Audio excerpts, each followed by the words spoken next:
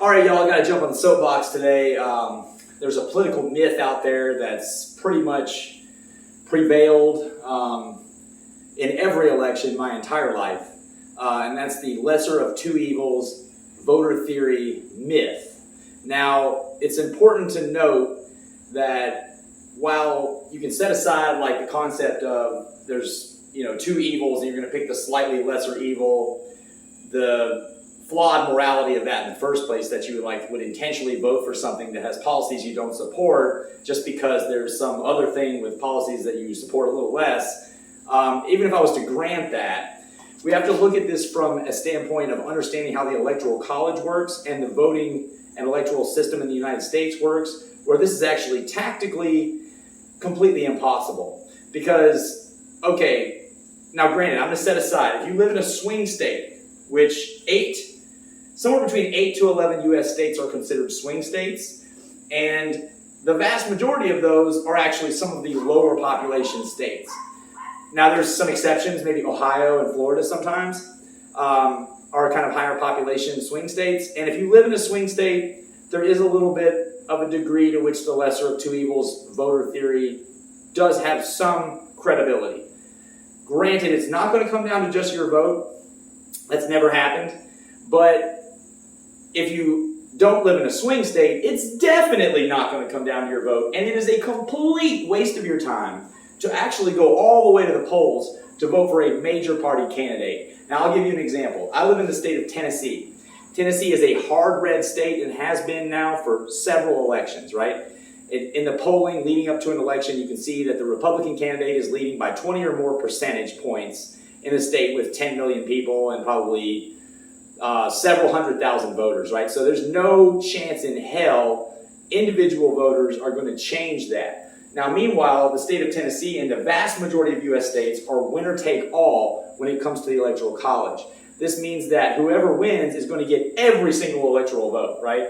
So in the last several elections, I've been told that if I vote for a third-party candidate, that I'm going to be causing the election of whether it was Obama, according to Romney supporters, or Trump, according to Clinton supporters, or whatever it was.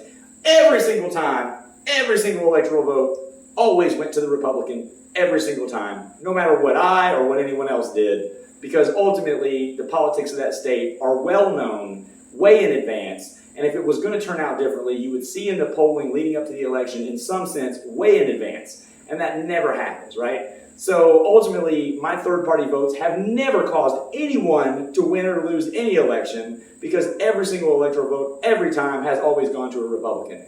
Even to go and vote for the Republican would have been a waste of my time, because ultimately, all the electoral votes either way would have gone to a Republican. Voting for a Democrat would have been a waste of my time, because all of those electoral votes always would have gone to the Republican, right?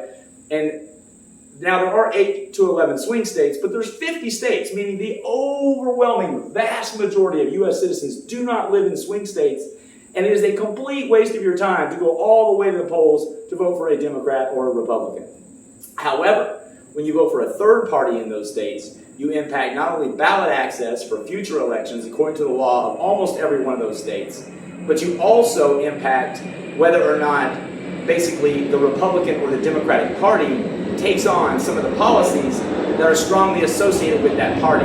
As an example, the Libertarian Party is known to be a party that has long supported things like gay marriage, legalization of marijuana, reform to the criminal justice system. So if you're in a red state and the Libertarian Party picks up 5%, and there's a congressional race where they're kind of on the tiptoe, where maybe that 5% could help them win the race, then they're going to pick up that issue to help basically win that election in a hope that they might pick up your vote.